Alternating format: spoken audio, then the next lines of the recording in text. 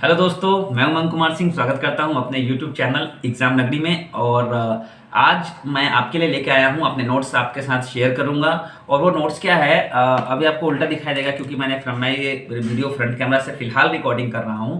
अभी जब मैं नोट शेयर करूंगा तो आपको सब कुछ सीधा मिलेगा। ये बुक है मेरे पास, स्पेक्ट्रम की बुक, आधुनिक भारत का इतिहास।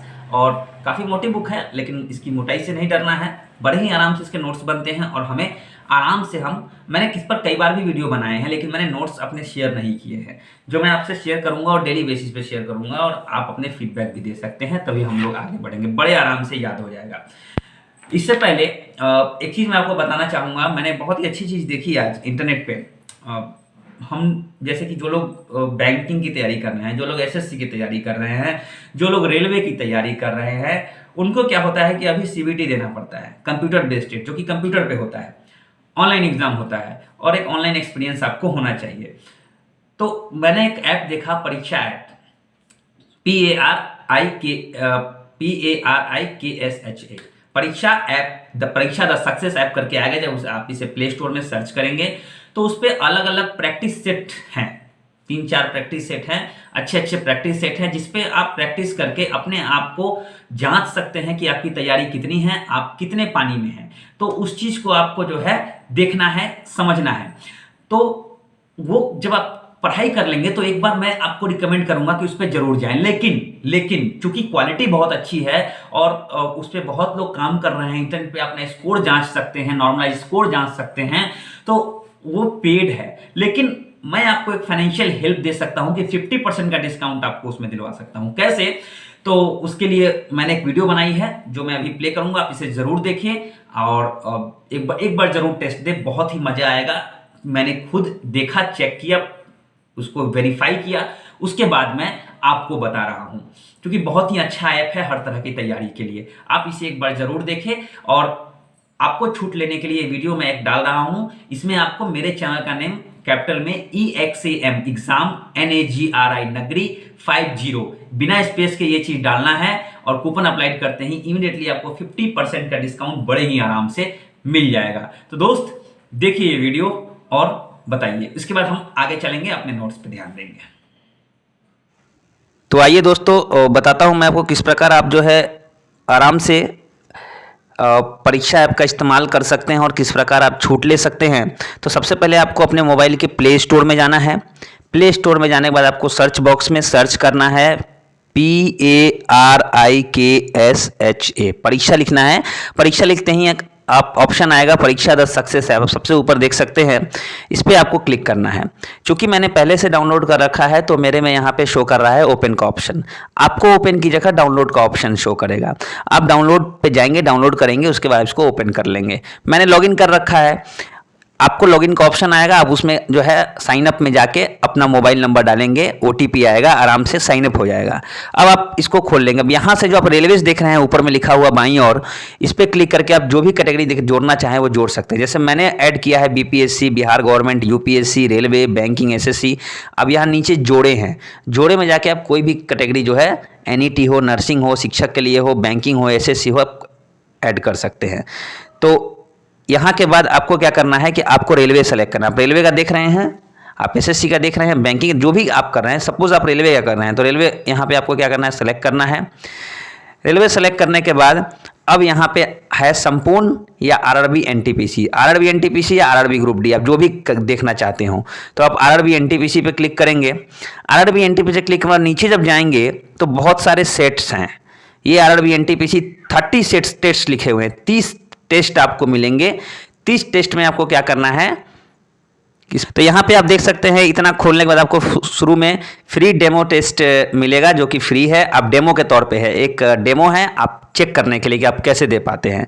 ये जस्ट लाइक कंप्यूटर पे आप जो एग्जाम देंगे CBT, कंप्यूटर बेस्ड, उसी की तरह होगा, और ये प्रैक्टिस बहुत ही ज़रूरी है।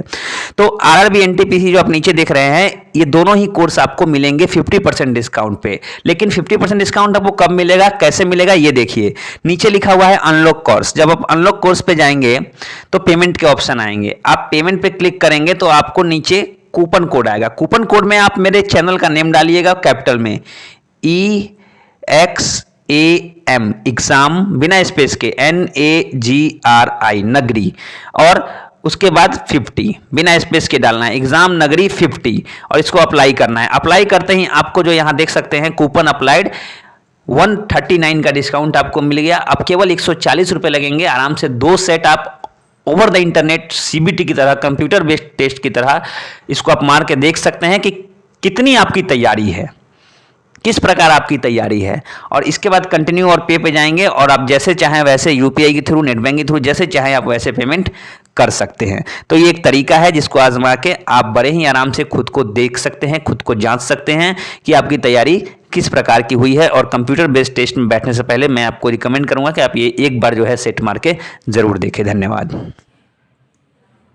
तो आइए दोस्त, देखिए इस वक्त मेरे स्क्रीन पे अभी मेरी ये बुक स्पेक्ट्रम की, अभी आपको सीधा दिख रहा होगा, आधुनिक भारत का इतिहास है और मोटी पुस्तक है, इससे नहीं डरना है। आराम से नोट्स बन जाएंगे, याद हो जाएंगे, शॉर्ट नोट्स बन जाएंगे। कैसे हम लोग इस पूरी किताब को खेल खेल में पढ़ लेते हैं। मैं सारे नोट्स में डेली एक नोट्स आपके लिए लेके आऊँगा, आप इससे अच्छे से प्रिपेयर कर सकते हैं।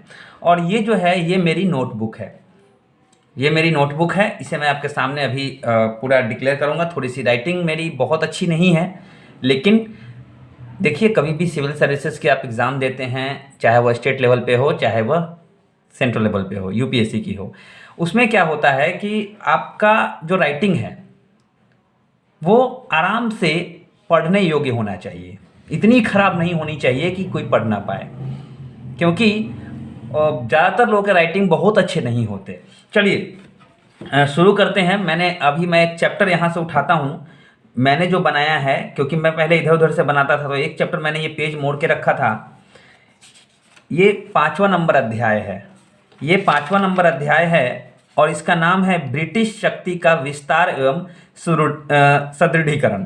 अब यहाँ से क्या था कि किस प्रकार ब्रिटिशर्स ने, अंग्रेजों ने हमारे देश में अपने पांव जमाए, यहाँ से मैंने शुरू किया था आधुनिक भारत के इतिहास की इस पुस्तक को।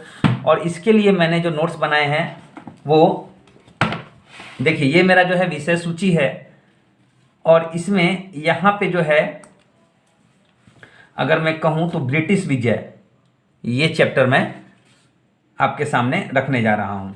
तो आइए शुरू करते हैं। ये मैंने पेज मोड़ के रखा है, देखिए कैसे मैंने नोट्स बनाए हैं, आपको जो है एकदम अभी क्लियर होने वाला है। मैं इसे यहाँ रख देता हूँ, इस किताब को। देखिए सबसे पहले क्या करना है कि आपको एक कहानी की तरह पढ़ना है। अब कहानी में जो है ये पैराग्राफ है, इस पैराग्राफ में कुछ और बातें होंगी, इस पैराग्राफ में मैटर चेंज होता है। तो किस प्रकार अंग्रेज आए और किस प्रकार उन्होंने जो है भारत में अपने पांव जमाए, उसी के बारे में विवरण है। तो पहला यहाँ पे लिखा हुआ है ब्रिटिश विजय संयोगवश या उद्देश्यपूर्ण, मतलब संजोग से उन्होंने कब्जा जमा लिया था या पहले से उनका कोई उद्देश्य था। तो मैंने क्या किया, मैंने यहाँ पे हेडिंग दे दी, ब्रिटिश विजय संयोगवश या उद्देश्यपूर्ण। ठीक है, देखिए बोल के जब पढ़ेंगे ना एक बार, उसके बाद लिखेंगे ना, तो आधा से ज़्यादा तो आपको याद हो जाएगा, नो डाउट, कोई संदेह नहीं है, आराम से याद हो जाएगा। देखिए कैसे, गैर इरादतन या संयोगवश, किसने कहा था? जॉन सीले ने कहा था। कभी कभी प्रश्न आ जाते हैं किसने कहा था कि भारत में ब्रिटिश विजय जो हुई थी, ब्रिटिशर्सों का जो कब्जा हुआ था, उन्होंने अपने पैर जमाए थे, वह गैर इरादतन था, मतलब कोई इरादा नहीं था, संयोगवश हो गया ऐसा। किसने कहा था? जॉन सीले ने कहा था। तो मुझे ये इंपॉर्टेंट लगा, मैंने जब पढ़ा तो मुझे याद भी हो गया था, मैंने यहाँ लिख लिया। और तो उन्होंने क्या क्या स्टेटमेंट दिया, ये जो है पूरी तरह से एक पैराग्राफ में है। पूरी तरह से पढ़ने के बाद मुझे पता चला, इस पैराग्राफ को, ये पूरे पैराग्राफ को पढ़ने के बाद मुझे पता चला कि अलग अलग लोगों के अलग अलग विचार थे। और विचार की बात करें तो यहाँ पे जॉन सीले का आप देख सकते हैं, यहाँ पे जॉन सीले का, आप चाहें तो अंडरलाइन भी कर सकते हैं, यहाँ पे जॉन सीले का एक वर्णन है कि नेतृत्व वाला ब्रिटिश समूह की भारत संयोगवश, समूह ब्रिटिश की भारत विजय संयोगवश थी या इरादतन थी। किसने कहा था? जॉन सीले ने कहा था। क्यों? क्योंकि जॉन सीले ने लिखा है, जॉन सीले नेतृत्व वाला ब्रिटिश समूह की भारत विजय को गैर इरादतन या संयोगवश मानता है। तो इतनी चीजें चूंकि मैं कैमरा पे ही फोकस कर रहा हूँ, बुक पे फोकस कर रहा हूँ, तो लाइन थोड़ा इधर उधर हो रहा है। देखिए, तो यहाँ पे मैंने ये लिख दिया कि गैर इरादतन या संयोग, सब पूरे लाइन लिखने की जरूरत नहीं है। किसने कहा? जॉन सीले ने कहा। उन्होंने जो चीजें बताई मैंने उनसे 3 लाइन निकाला, 3 निचोड़। क्या? केवल व्यापारिक उद्देश्य से स्वयं उत्पन्न किए राजनीतिक संकट में फंस गए थे और क्षेत्र पे कब्जा जमाने के लिए बाधित हुए। मतलब कहने का मतलब कि उनका कोई उद्देश्य नहीं था कि हम भारत पे कब्जा जमाएं। किसने कहा था? जॉन सीले ने। उनका ये विचार मैंने नोट कर लिया। अच्छा, आगे जब मैंने अगला यहाँ पे फिर यहाँ पे मुझे ये मिल गया जॉन सीले। मैंने जब ये पैराग्राफ पढ़ा, ये पैराग्राफ देखिए कितना बड़ा पैराग्राफ है, ये 3 लाइन में सिमट के रह गया। 3 लाइन समझ लिया किसने कहा, आपका इतना पैराग्राफ क्लियर। आप देखिए कभी 82 नंबर पेज है। उसके बाद दूसरा पैराग्राफ जब मैंने शुरू किया, पढ़ा बोल बोल के, तो मुझे यह महसूस हुआ कि राजनीतिक प्रभाव को विस्तृत करने के लिए कुछ निर्णय लिए गए और निर्णय लेने के क्रम में भारत पे उन्हें अपना कब्जा जमाना पड़ा या भारत विजय करना पड़ा। किसने कहा था? Judith brown. अब ऐसा प्रश्न आ जाएगा तो आप तो पढ़े हैं लूसेंट से, तो कैसे ऐसे प्रश्नों का उत्तर दीजिएगा कि भारत में या भारत की विजय कुछ नहीं था बल्कि राजनीतिक प्रभाव को विस्तृत करने के लिए एक निर्णय था। किसने कहा? तो जूडिथ ब्राउन ने। अब जूडिथ ब्राउन ने क्या स्टेटमेंट दिया इसको प्रूव करने के लिए? उन्होंने कहा कि अविलंब लाभ, एकदम तुरंत लाभ होता था उन्हें। प्रशासकों की व्यक्तिगत मंशाएं, उनकी कुछ पर्सनल जो है व्यक्तिगत मंशाएं मतलब पर्सनल विलिंग्स थी, अपनी इच्छा थी। लालच और यूरोपीय प्रभाव, यूरोपीय व्यापार का प्रभाव, यानी यूरोप में जो है व्यापार का विकास करने के उन्होंने ऐसा किया। तो ये तर्क किसने दिया था? जूडिथ ब्राउन ने। मैं यहाँ थोड़ा ओवर राइटिंग नहीं करूंगा क्योंकि ये मेरा नोट्स है, मैं जिससे अपनी तैयारी करता हूं। अब देखिए एक पेज खत्म, कुछ लाइनें, एक पेज खत्म। आपने पूरा पढ़ा, समझा और इससे ये निचोड़ निकाला, ये हो गया नोट्स। अब देखिए, अब यहां पे ब्रिटिश काल की शुरुआत कैसे हुई या कब हुई, तो कब हुई इसके बारे में ये वर्णन है कि कैसे जो है अब्दाली ने आक्रमण किया था और भारत में मराठा शक्ति कमजोर पड़ गई थी और किस प्रकार बक्सर का विजय हुआ और बंगाल में उन्होंने अपना कब्जा जमाया। तो ये थोड़ा सा एक आइडेंटिफिकेशन तो नहीं कह सकते इसको थोड़ा सा इंट्रो कह सकते हैं, इंट्रोडक्शन। तो एक इंट्रोडक्शन है यहाँ पे, इसको आप पढ़ सकते हैं। ये आप पहले से जानते, 1757 का यहाँ पे प्लासी की लड़ाई से स्टार्टिंग है और छोटा सा वर्णन करते हैं किस तरह से 80 वर्षों का समय लगा। अब ब्रिटिश सफलता के कारण क्या थे? अब देखिए, ब्रिटिश सफलता के कारण इस पेज से यहाँ से शुरू होता है और यहाँ पे जो बोल्ड में आपको दिख रहा है उत्कृष्ट हथियार। अब भाई उत्कृष्ट हथियार के बारे में पढ़ने के लिए क्या ये पूरा पढ़ना जरूरी है? उत्कृष्ट हथियार का मतलब हम नहीं समझते हैं, फिर भी आप पढ़ लेंगे तो आपको पता चल जाएगा। सैन्य अनुशासन, सैन्य अनुशासन, असैनिक अनुशासन, मेधावी नेतृत्व, वित्तीय सदृढ़ता, राष्ट्रवादी अभिमान। मैंने ये पूरा 1.5 पेज पढ़ा, उसके बाद मैंने अपने नोट्स कैसे तैयार किए देखिए। मैंने इसको बस कुछ लाइनों में समेट के रख दिया। आप देख सकते हैं, भारत में ब्रिटिश सफलता के कारण उत्कृष्ट हथियार, तो मैंने लिख दिया आधुनिक आग्नेय शास्त्र। जो लोग आधुनिक अस्त्र शस्त्र का यूज कर रहे थे, उपयोग कर रहे थे, वो भी एक विजय कारण था। तो यहाँ पे मैंने उस पूरे लाइन को समेट के 1-2 वर्ड में कर दिया। सैन्य अनुशासन, सैन्य अनुशासन का मतलब नियमित वेतन मिलता था उनको, वेतन में कभी लेट नहीं होता था। असैनिक अनुशासन, असैनिक मतलब सैन्य को छोड़ के जो भी चीजें हैं उनका अनुशासन, जैसे कि बिना भेदभाव के नियुक्ति, समय से नियुक्ति, अधिकारियों का अनुशासन, वो सब उसमें आता है। मेधावी नेतृत्व, अब मेधावी मतलब क्या? मेरिटोरियस, मतलब अच्छे मेरिट वाले जो है लोग नेतृत्व करते थे, अधिकारी रहते थे, जैसे Clive, Munro, Hastings, Dalhousie. Clive मैंने दोबारा लिख दिया, तो ये कर्जन यहाँ लिखना चाहिए था मुझे। तो ये सब जो थे बहुत ही अच्छे अधिकारी और अच्छे नेतृत्व करता थे, ये भी एक विजय कारण था। वित्तीय सदृढ़ता, समुद्री व्यापार पर नियंत्रण, और पहले से तो पैसे से मजबूत थे ही। राष्ट्रवादी अभियान, यानी कि अपने राष्ट्र, अपने देश के प्रति भावना। अब ये 1.5 पेज में यही लिखा हुआ है, तो क्या पूरा 1.5 पेज लिखने की जरूरत है? बिल्कुल नहीं, 1.5 पेज लिखने की जरूरत नहीं है, आपको बस इतना लिखना है। अब मैंने अपना दिमाग लगाया, इन सब के अलावा और क्या रीजन हो सकता है? ये तो मजबूती हो गई अंग्रेजों की, भारत की कमजोरी थी। भारत की क्या कमजोरी थी कि भारत में जो एकता नहीं थी, राजाओं में आपसी फूट थी, आपस पर्सनल लालच था लोगों के बीच में, परंपरागत हथियार थे, मतलब पुराने हथियार थे। तो मैंने 2-3 लाइन में यहां लिख दिया, हो गया। अब कभी प्रश्न आएंगे मेंस में कि भारत में, एक सेकंड मेरा बुक गिर गया था, भारत में ब्रिटिश विजय के कारणों का वर्णन कीजिए। तो आप बड़े आराम से बस इतना याद रखेंगे, इतना आपको आराम से अभी याद भी हो गया होगा। तो जब आप इतना याद रखेंगे तो आराम से जो है आप क्या कर सकते हैं, अच्छा खासा 300-400 वर्ड का एक प्रश्न का उत्तर दे सकते हैं और आपको पूरे मार्क्स मिल सकते हैं। हो गया। अब मैं थोड़ा सा आगे चलता हूं। अब यहां पे